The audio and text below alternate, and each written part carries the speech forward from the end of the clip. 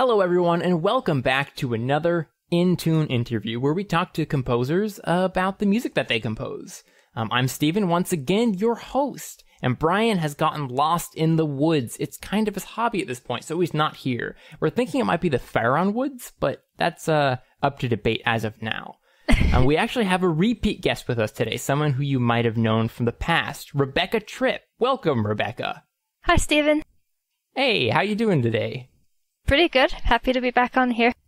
Nice. Me too. And for those of you who may not remember, Rebecca has done all sorts of musical arrangements of video games and otherwise, but we're going to be talking about The Legend of Zelda today. But before we get onto that, could you maybe give us a little quick overview of what kind of music you make? I would say it's sort of I would call it a combination of video game music, classical, and world music. So I'd call it very chill, sort of romantic style, orchestral music with a lot of Celtic influence. And a lot of that has been game stuff, but others are just original compositions, right? Oh yeah, most of my work's original, but the game stuff's a lot more popular and it's a lot more fun. Well, it's not too surprising. You add Zelda to a title and you'll get a whole new fan base immediately installed, and that can be fun. So, I mean, since we've actually already done an interview with you before, a lot of people might already know sort of your history with music and everything. So let's focus a little more on Zelda, because last time we talked Final Fantasy VI.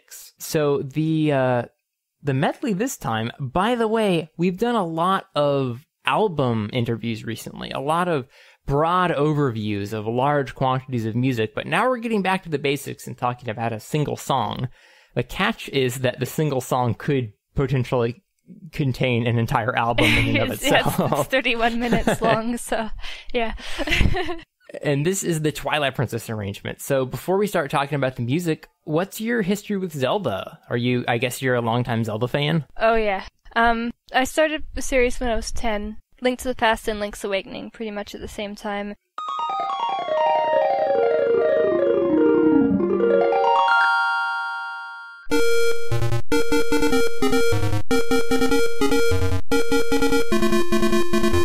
In the last interview I talked about how Final Fantasy pretty much changed my life. Well, Zelda did that too, only it did it first.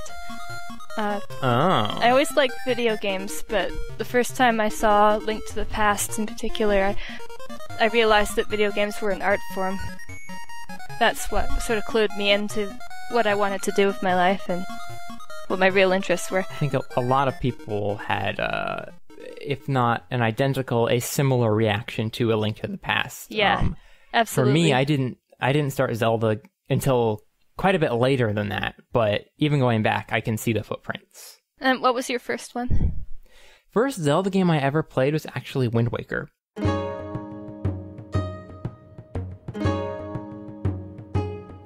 well, that's a good place to start. It very much has a special place in my heart. It took no adjustment, learning about this new, sort of cartoony, lovely Zelda world, because it was the first one I ever knew about. So yeah. It was perfectly natural. I loved it, and I loved all of the other games since then. So I'm kind of already biased towards the series and whatnot, but I would say that Wind Waker is a 10 out of 10 game. It's phenomenal. There's so many things about it that are really good. Mm-hmm. And just, if you didn't know, I have a Wind Waker Orchestral Medley too.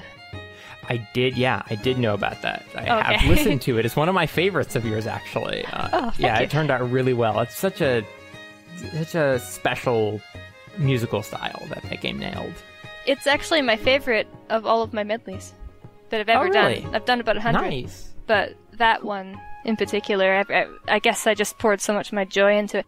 And when I did this Twilight Princess one, it's the only one that tied with it when I finished. Oh, really? Well, hopefully someday we can talk about the Wind Waker one at some point. I would love to do that. It's still my favorite Zelda game, so that would be great. Mm-hmm. My favorites are probably Majora's Mask and Ocarina of Time, but honestly, it's very close between those and some of the others, including Wind Waker. And Link Between Worlds kind of stole my heart recently, but I think in terms of story, it's Wind Waker, Twilight Princess, Ocarina of Time, and Majora's Mask for me. So what would you say is your second favorite? Yeah, that's a really good question. Hearing you talk, I started thinking, well, maybe that's my favorite. No, actually, maybe that's my favorite.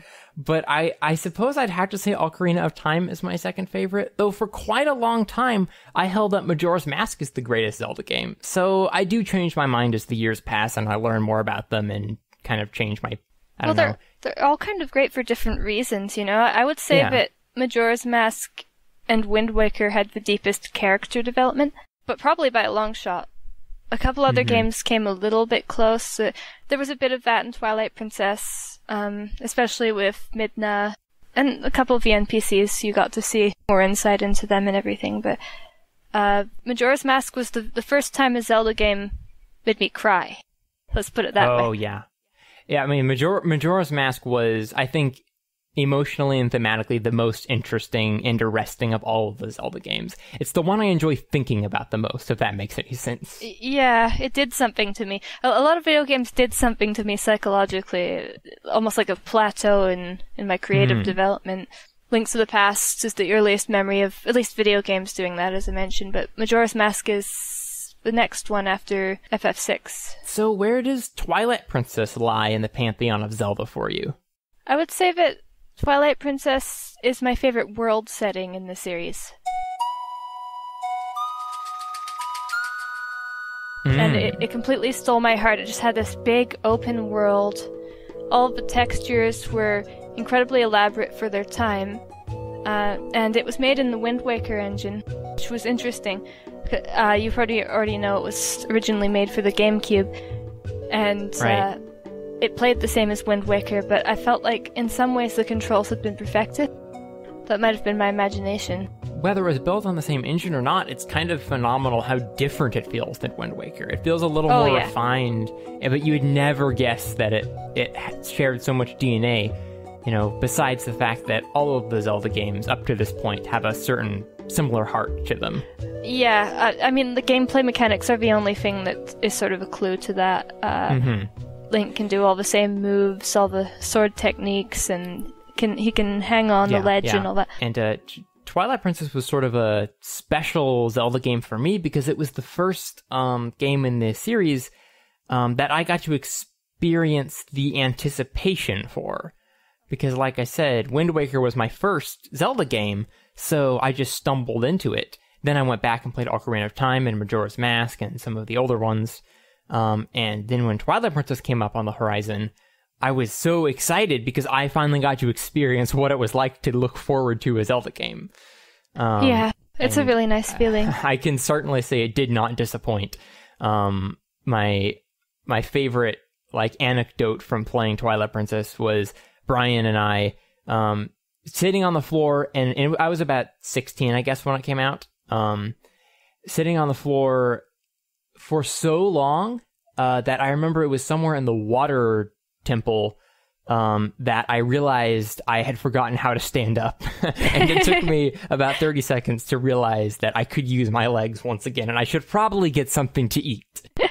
You just didn't want to stop. Yeah, no, it was really one of those games. I did not want to stop until the very end. And of course, while we're here, the music was a really big part of that. Definitely. It followed in Wind Waker's footsteps in terms of soundtrack development. A similar group of composers and a similar placement of music. It had tiny little themes for individual things, individual boss themes. Lots more cutscene music that's just unique to one little scene.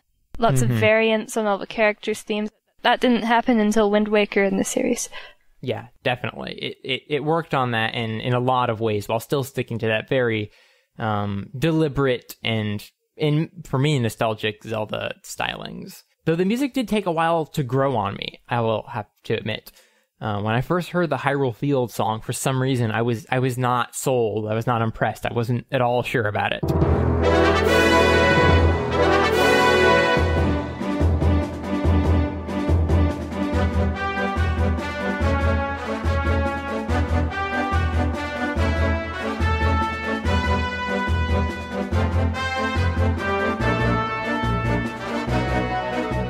Oh, that's funny.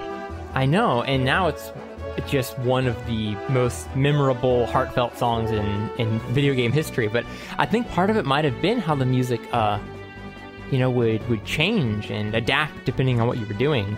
Yeah. I think I really fell in love with that theme once you're on the horse and riding at a full gallop, and then the chorus comes in.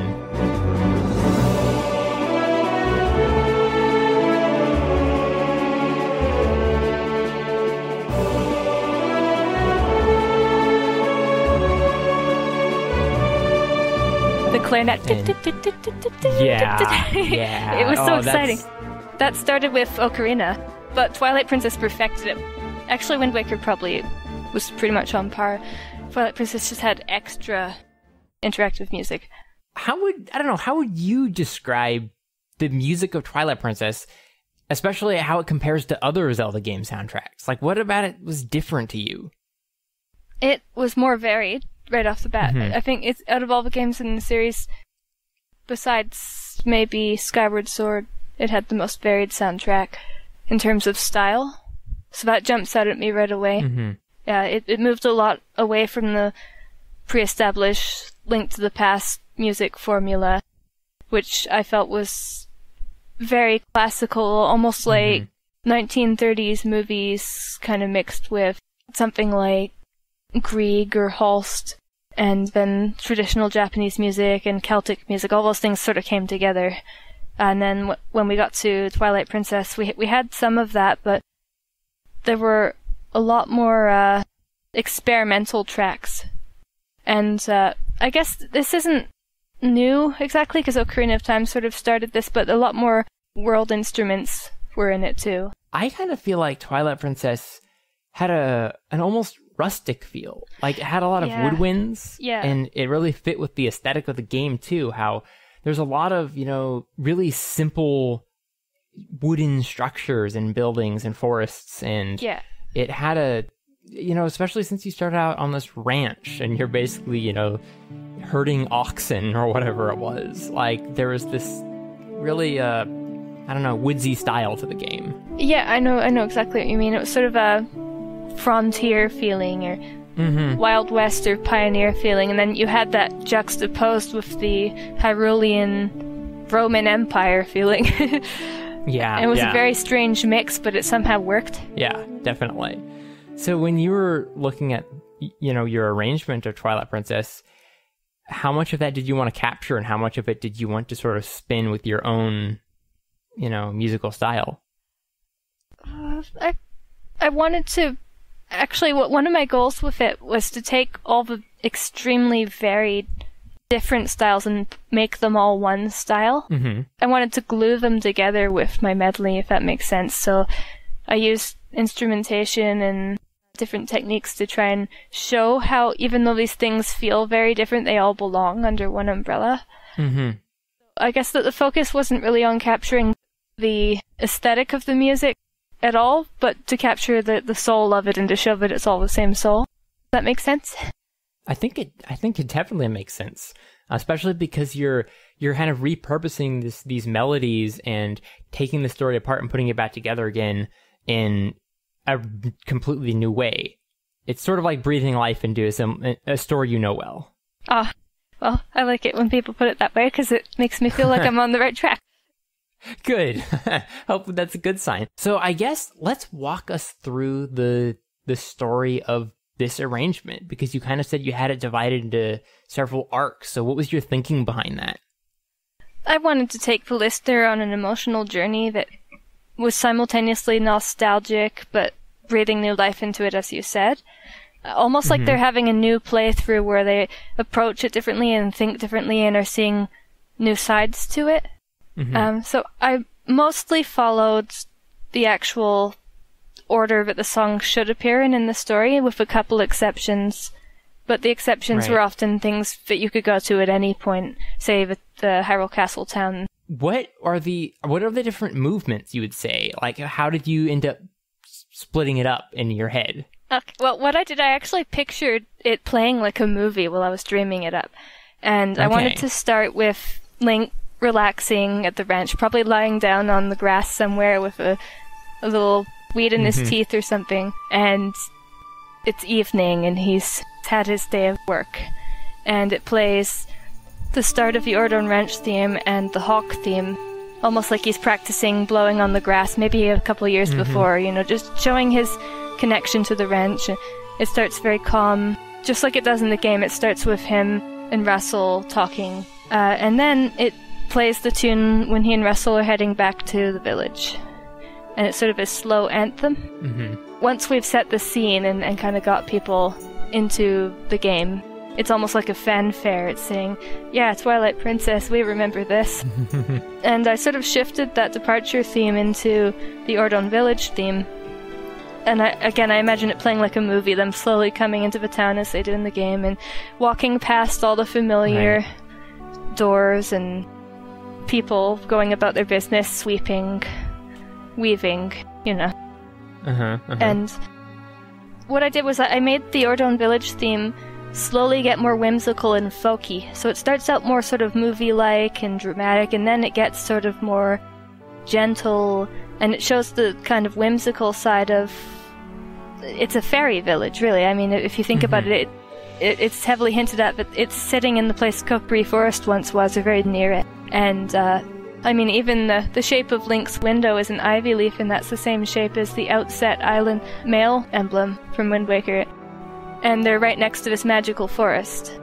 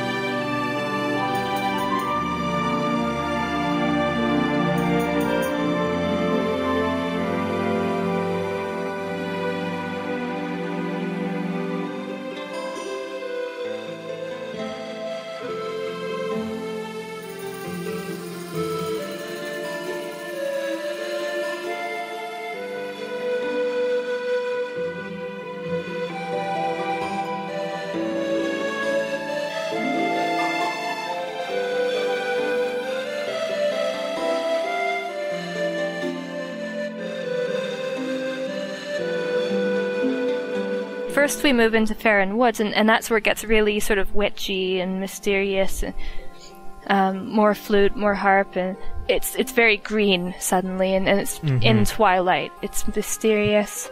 And then I move to the Spirit Sadness, partly because it's aesthetically similar, but partly because the forest is sort of haunted with spirits in general. It's always, in every Zelda game, the forests are filled with spirits and entities and magic. And I introduced some voice, like a choir in the background of the forest, as though the spirits are watching you and singing from afar. And then they change their tune gradually into the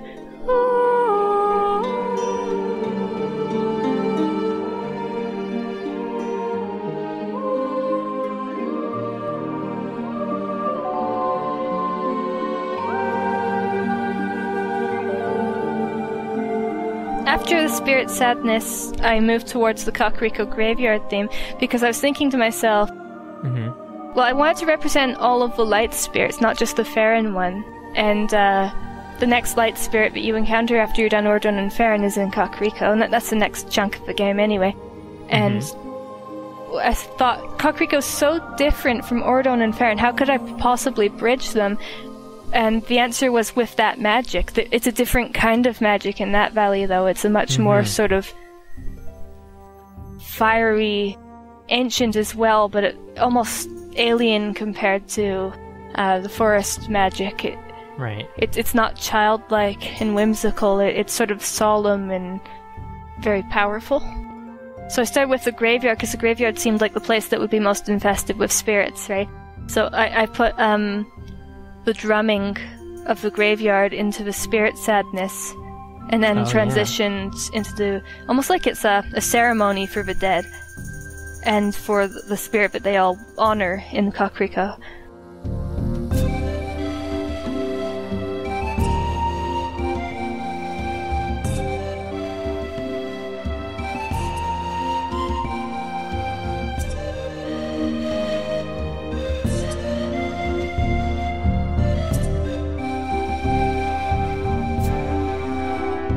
That's that's one of my favorite things about Kakariko, how it has this, it almost seems like that whole place should be barren and no one should be living there because it's so dry, and there's the whole, even from Ocarina of Time, there's the graveyard theme, and yet it's a strangely and wonderfully lively place, and everyone seems very alert and happy there, and I always liked that little juxtaposition. Yeah, when I played through the game when I was a teenager, I had a lot of fantasies about just staying at the inn in Kakariko. Used to just wander around there at night, and I always wanted to give that little baby Goron business because he was so happy. He's like, "Oh, hello, brother," I know, I love those guys. And when I went there, I made it my entire mission to see how far I could fly with a cuckoo on my head. Oh yeah. And there were certain platforms and cliffs that Brian and I were always trying to see if we could get to. We probably spent a solid hour just trying to get to places with the chicken atop our domes, and it was a good time. It's a fun place. I agree. So in Kakariko, it was very easy to transition from the graveyard to Kakariko because it had the same kind of base to it. Mm-hmm. And I wanted to start Kakariko with a bang, that boom, boom. Yeah, because the first time you hear that, it sends a chill down your spine, But at least it did for me. I bet it did for you. And then what I did was, how there are so many emotional scenes in Kakariko with all the children and whatnot, and the shaman, and I slowly softened it towards the more ethereal themes that play with the guitars. Except I didn't use a guitar, I used a mandolin in several places throughout, actually. The mandolin is to represent Hyrule. I softened it more and more and more until I could get to Lake Hylia, which also has a connection with Kakariko, not just because there's also a light spirit there, but because the Zora grave is in the graveyard there. Mm-hmm. And you need to bring the prince there to get him healed by the shaman. And it sort of shows the kinship between the Gorons and the Zoras, and how that's been built up. Yeah, I'm glad you're able to put them next to each other. Yeah, and the juxtaposition is kind of neat. We go from green to red to blue, just like we do in most of the Zeldas. And the Zora's Domain theme is just so subtle, you might even miss it. As a neat little touch. That was very, very quick, actually. I mostly wanted to just do the Lake Hylia theme. I thought I'd focus more on Lake Hylia, because this is the first game in the series where Lake Hylia gets its own theme. Yeah, definitely. They put a lot of work into it. You could tell that they wanted it to be a really special part of the game. Oh yeah, and it was. And I wanted it to sound like you just got dropped into the lake and you're immersed in the water and it's all blue and glowing and ethereal and there's Zora swimming gracefully around you and rainbow coral and a sunset with a rainbow. I wanted it to be this completely magical time for the listener where they're getting washed clean of all the dust from the previous location.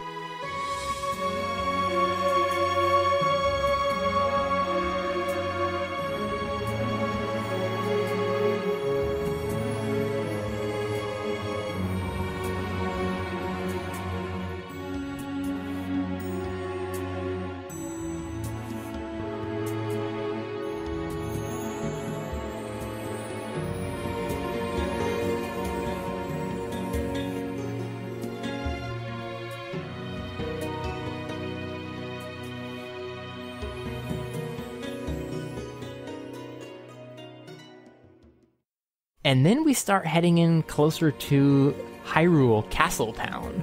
Yes, because we're in Lanayru province, so there's actually a precedent for that. So I've introduced a bunch of mandolin into the lake and the Zora. Then I started with the fortune teller, because I thought the fortune teller she represented Hyrule Castle Town pretty well, but still had that bit of mystique similar to the Zora's. And I mean, her room's even full of shells and stuff, so there's an aesthetic connection, although it's sort of one I made up. It's the same kind of percussion. I had an excuse to keep using it smoothly, the sort of bongo drums, and the chimes and everything, and then I ease out of her bit and go straight to the castle town. And I started with the back streets of the castle town because it was a little more low key, like her place. Her place is sort of a corner somewhere. So we're going through the alleys of Hyrule, and then we jump into the action and go to the town square, and it's all like an Italian marketplace or something. And that's like such an interesting reimagining of the original Hyrule market from Ocarina of Time. Yeah, definitely.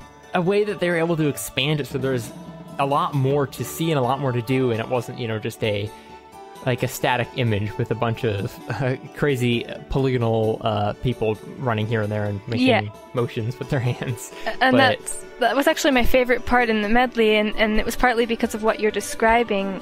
When I played Ocarina of Time as a child, I wanted so badly to see more of that castle town. Mm-hmm.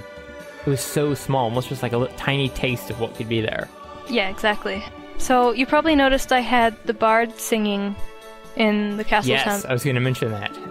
And I tried to make it sound like he was singing lyrics. I used the VST that kind of gives the illusion of that. And in my imagination, he was actually singing about Princess Zelda and her beauty. No, it totally sounds like that. He could just be underneath the window with a delicate rose in his hand or something. Exactly. I like to think everyone in the town just adores her. She seems like the most lovely incarnation of Zelda to me. The wisest, probably the oldest, just by a couple years anyway. Well, and interestingly, we had, back in Lake Hylia, it was a complete departure from the dusty road. And then we come to the town and relax there for a while and hang out with the guy singing about Zelda. And then it's back to the desert. Yeah, back to the desert. Quite swiftly and uncompromisingly. Well, that's because you're going there by cannon.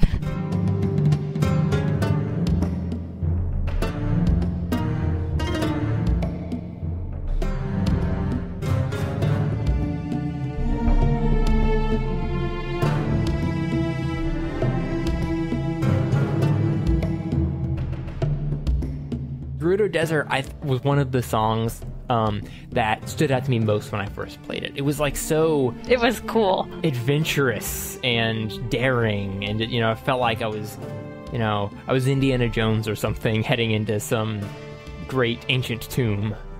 Yeah, I can remember that. I was thrilled with that desert. I just ran around for hours as a wolf. And I was very delighted to find the bugs there, too. I got really into the bug quest. Yeah, I never finished the whole thing, but I did get a little bit obsessed with it. It was very fun. I consider Agatha to be a kindred soul. It was a little difficult to find a place to put it at first.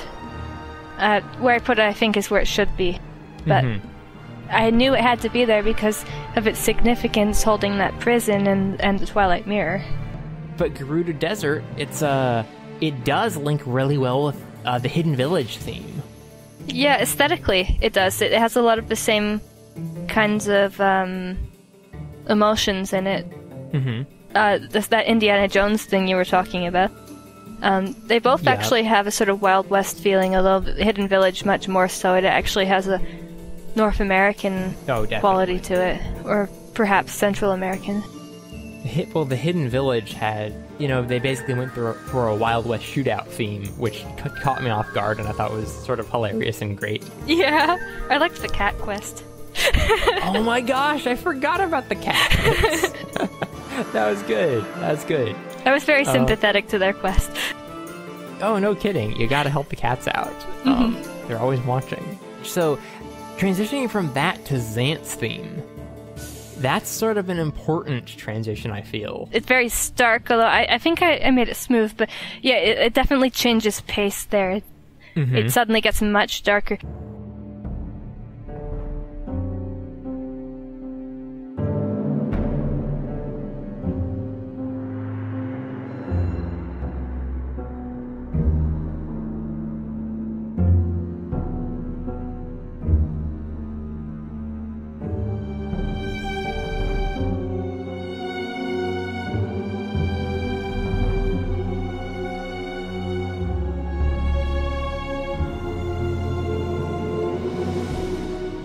Do you have a guess or no? Why I chose to go to Xanth after that? I actually can't hazard a guess beyond the mere fact that the Hidden Village has so much to do with the Sheikah.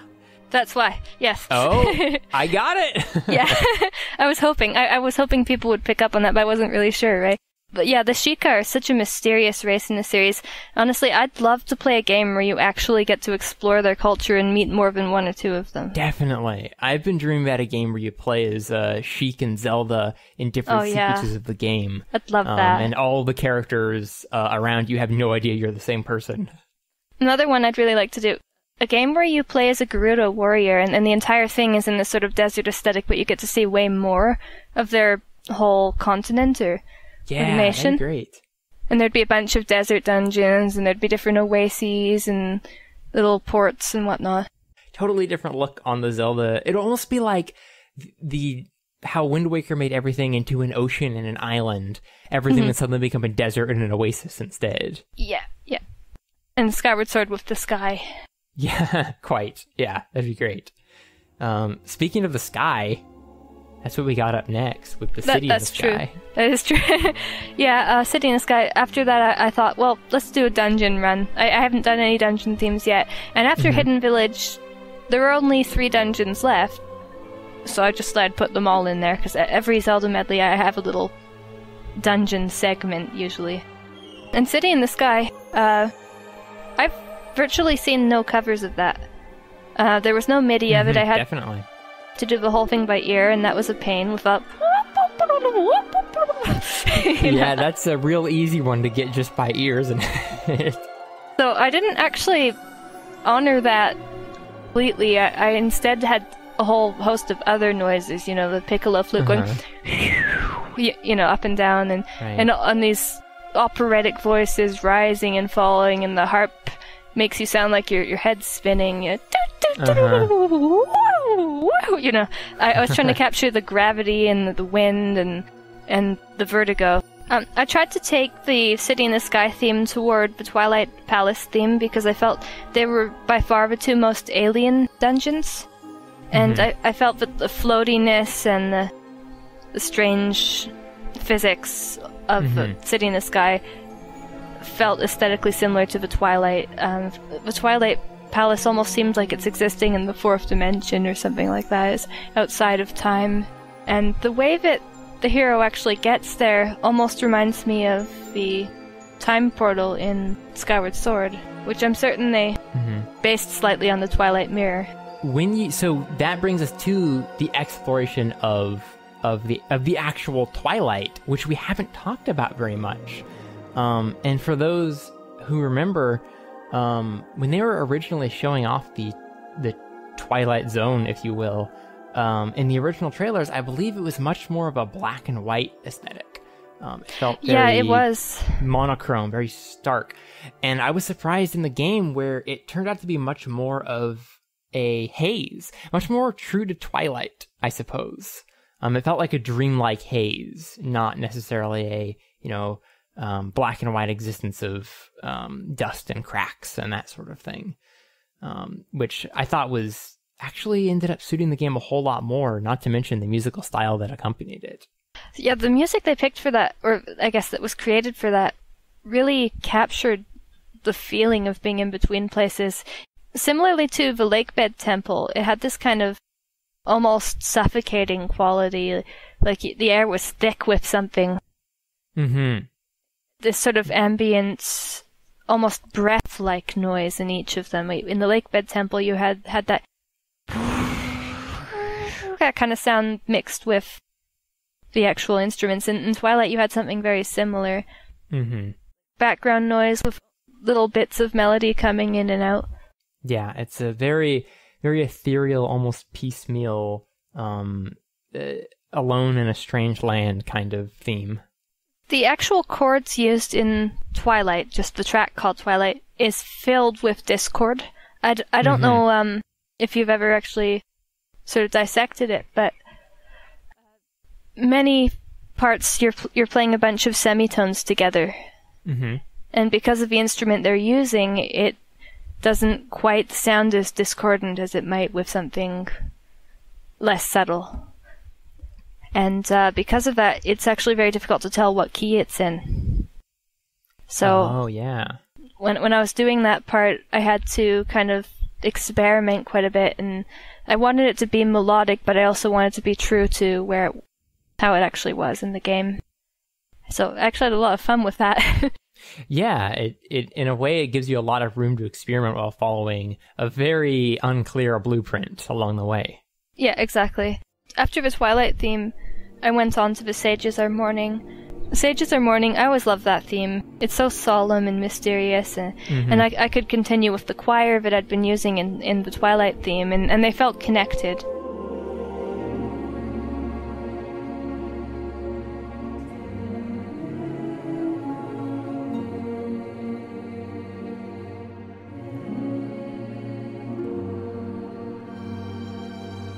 And from there, I went to the inside the Hyrule Castle, right when you're in the foyer.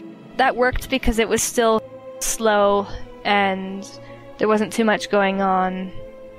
I had to sort of taper off the Sages Are Mourning to make it less complex so that I could suddenly go to this solo track. It wasn't actually solo, though. I used a solo flute and a solo clarinet together to make that effect almost like an echo. And then that's interesting.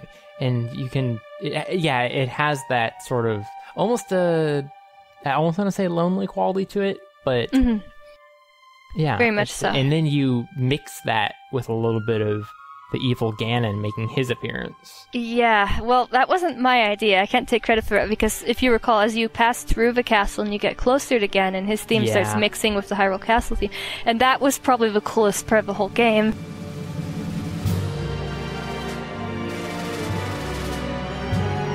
Those series of platforms and the ghosts are pointing you in the direction you need to jump, and the music's getting more intense as you ascend the castle, and it feels like all these fallen warriors probably died trying to defend the castle or aiding you. There was a sense of dread building in that portion of the game. There's a sense of dread and determination at the same time that was pretty unforgettable. Yeah, I would have to agree with that, but it was also very, very exciting. Definitely. But in the back of your mind, you always knew Ganon was behind this, right? It's like... Well, once I heard that theme, it was very clear. Yeah, suddenly it all starts falling into place.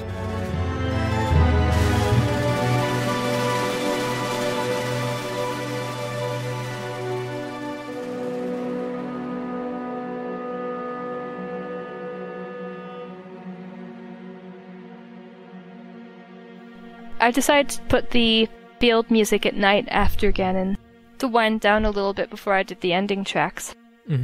Partly because there's nowhere else to put it, but partly because it was, well, it's always darkest just before the dawn is kind of a theme I'm going for. Right, yeah.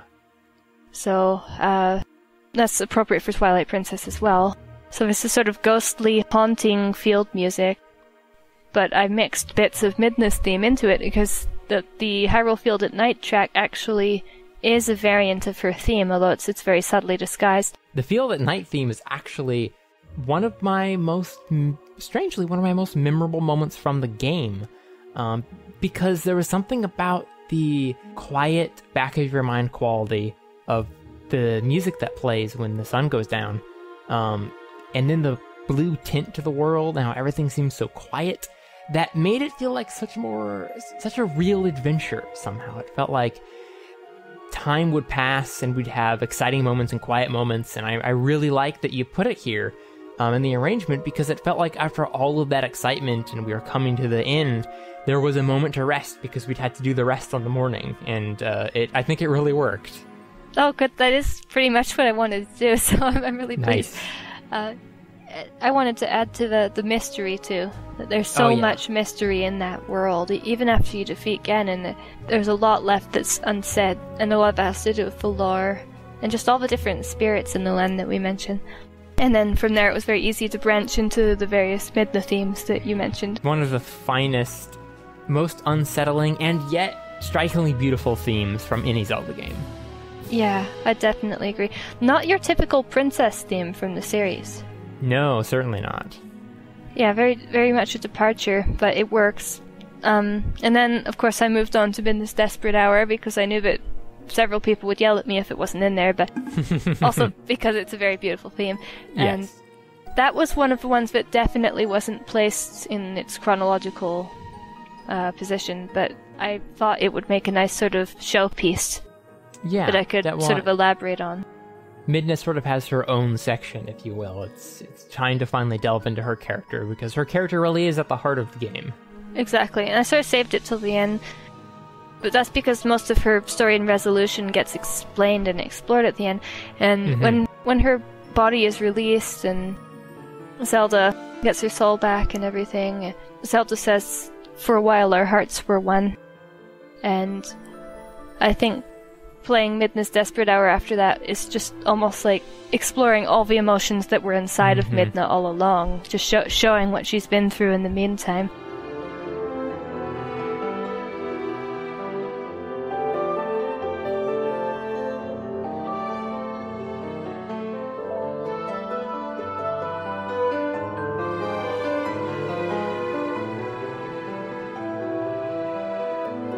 From there, I moved to the point where she transforms, which is a very, very warm feeling. It sort of it keeps the drama of Midna's Desperate Hour, but gets warmer and warmer and more of a climax.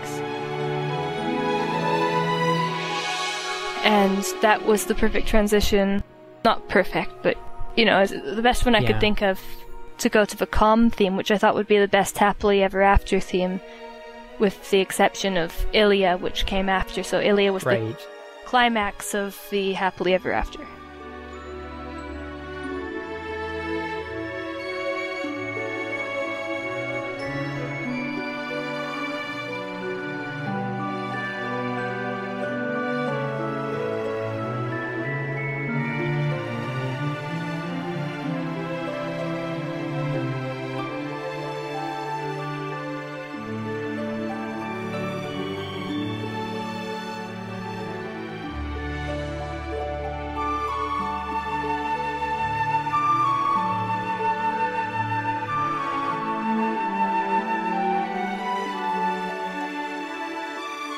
Right at the point where Ilia's theme gets its most intense, in the actual video on my YouTube channel, I had a bunch of fan art that I found, and I showed just as that clash hits, the theme gets very explosively happy. Oh, nice. It shows Link on his horse riding through Hyrule Castle Town with confetti being dumped on him, and everyone's following him, and everything is all resolved. That's what I wanted to convey with the song. The piece of art actually inspired me.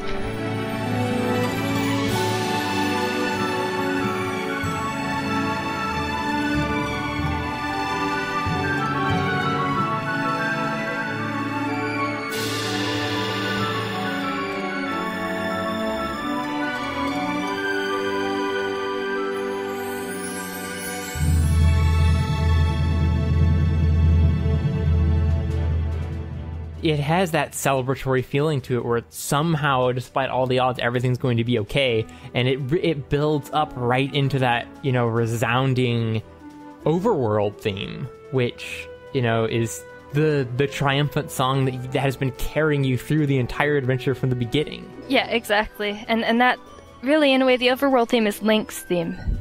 Yeah, we've been focusing on everyone else, and now we're seeing.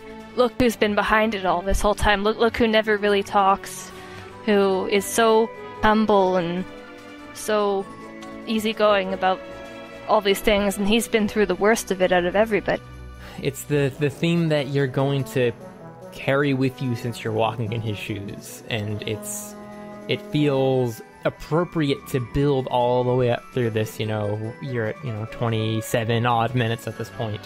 And finally that comes back, and you're like, oh, I didn't realize that this was missing so gapingly until now. I tried so hard with that one. I just poured my soul into it.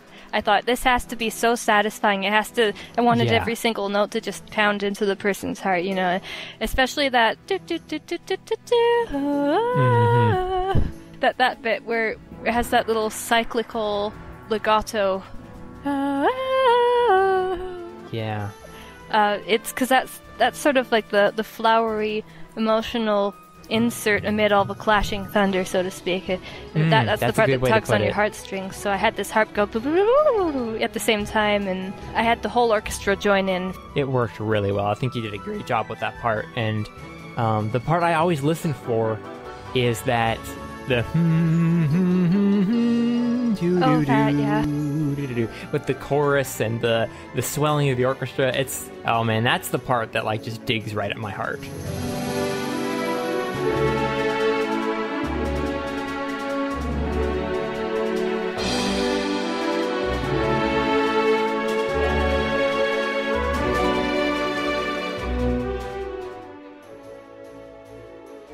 You know that doom doom doom doom doom doom doom doom doom doom doom doom, that part that the brass somehow was underwhelming compared with the overworld, and I thought, no, that's got to be the part where the orchestra's about to finish and all the fans are eager, but yeah, it doesn't get much more victorious than that.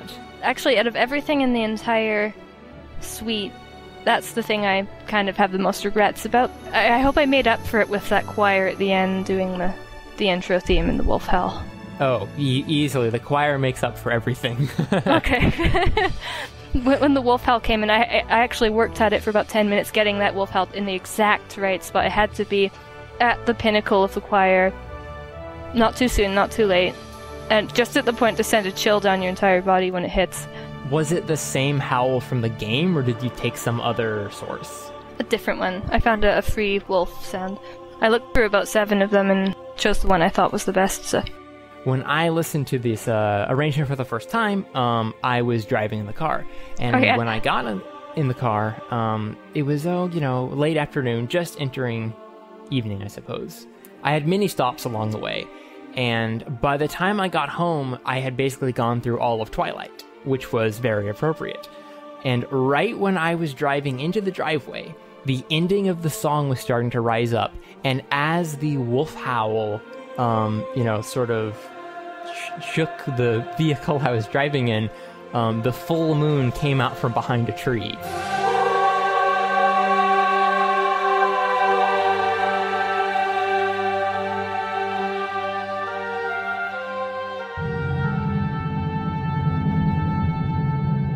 Oh man, you're gonna give me chills. That's awesome. It was one of the best moments of wondrous coincidence that I've had. I love that stuff. I want to tell you a brief story. This is Zelda related.